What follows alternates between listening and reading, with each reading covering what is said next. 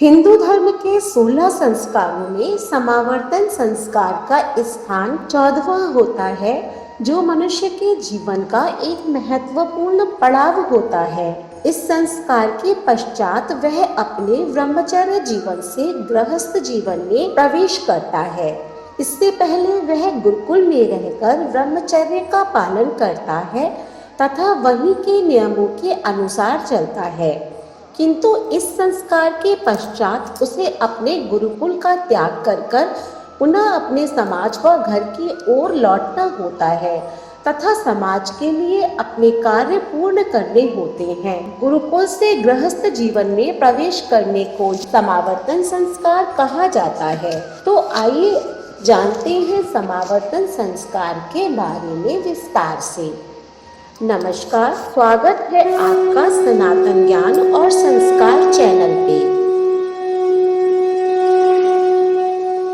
समावर्तन संस्कार सामान्यतः एक व्यक्ति को ब्रह्मचर्य आश्रम से गृहस्थ आश्रम में प्रवेश करवाने के लिए किया जाता है। इसीलिए इसकी आयु सीमा 25 वर्ष निर्धारित होती है। इससे पहले गुरु के द्वारा शिष्य का केशांत संस्कार करके उसे शुद्ध किया जाता है, जिससे वह गुरुकुल के नियमों का त्याग कर सके। इसके पश्चात जब गुरु को यह ज्ञात हो जाता है कि अब उसके शिष्य की शिक्षा पूर्ण हो चुकी है तथा उसका अपने समाज के प्रति कर्तव्य निभाने का समय आ गया है, तो वह उसका समावर्तन संस्कार करके घर भेज देता है। समावर्तन का अर्थ होता है अपने घर की ओर लौटना। हिंदू धर्म के 11वें संस्कार उपनयन के अनुसार माता पिता अपने पुत्र पुत्री का त्याग कर उसे गुरुकुल भेज देते हैं, जहाँ पर वह 25 वर्ष की आयु तक रहता है तथा वेदों का अध्ययन करता है। इस आयु सीमा तक उसे गुरु के द्वारा संपूर्ण ज्ञान देकर पारंगत किया जाता है तथा समाज में रहने के लिए तैयार किया जाता है। जब वह 25 वर्ष का हो जाता है, तब उसके पुनः घर लौटने के लिए समावर्तन संस्कार किया जाता है। इसमें गुरु अपने शिष्य के केश तथा दाढ़ी कटवाकर उसका शुद्धिकरण करते हैं तथा स्नान आदि के पश्चात उसे उपदेश देते हैं। इसमें गुरु के द्वारा अपने शिष्य को गृहस्थ जीवन की चुनौतियों, उत्तरदायित्व, अधिकार, समाज के प्रति कर्तव्य इत्यादि का ज्ञान दिया जाता है। जब गुरु को यह विश्वास हो जाता है कि अब उसका शिष्य पुनः अपने समाज में लौटने को परिपक्व हो चुका है, तो वह समावर्तन संस्कार करके उसको घर भेज देते हैं। ब्रह्मचर्य पालन में बाधक होने के कारण तेल, मर्दन, अंजन लगाना, फूलमाला पहनना आदि श्रृंगार के साधनों का परित्याग कराया जाता है। गृहस्थी में प्रवेश करके संतान उत्पादन के लिए उनका ग्रहण करना आवश्यक होता है। अतः समावर्तन संस्कार में स्नान करा के श्रृंगार के साधनों से अलंकृत करके गृह प्रवेश का अधिकारी बनाना अति आवश्यक होता है। यद्यपि ब्रह्मचारी नित्य ही स्नान करके संध्या वंदन आदि करता है, तब वह स्नान केवल पवित्रता संपादन के लिए किया जाता है, सुंदरता संपादन के लिए नहीं किया जाता है। गृहस्थी में प्रवेश करने के लिए समावर्तन संस्कार के माध्यम से सुंदरता संपादक स्नान कराया जाता है।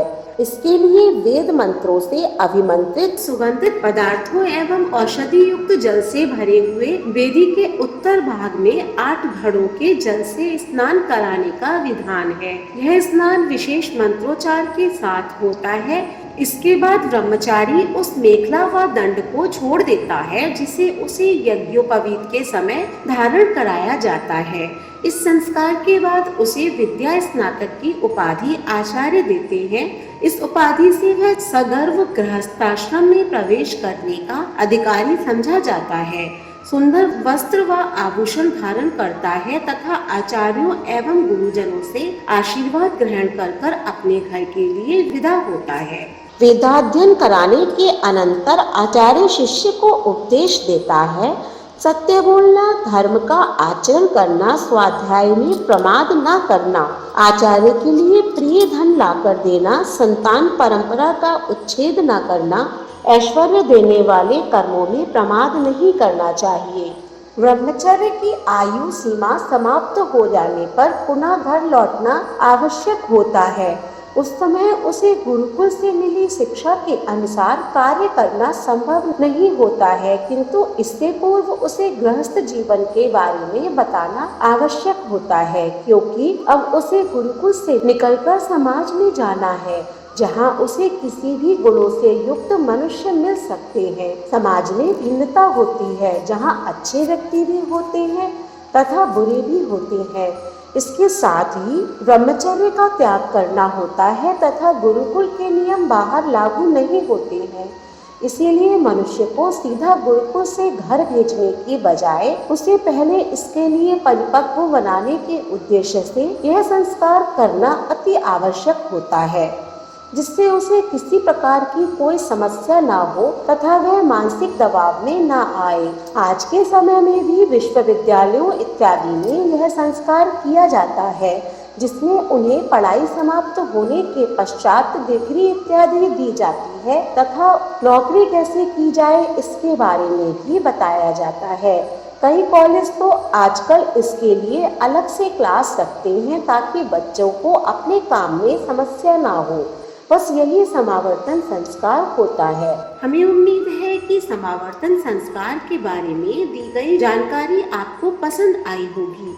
अगर वीडियो अच्छी लगी हो तो इसे लाइक करें और ज़्यादा से ज़्यादा शेयर करें। ऐसे ही धार्मिक वीडियोस देखने के लिए हमारे चैनल को सब्सक्राइब करें। धन्यवाद।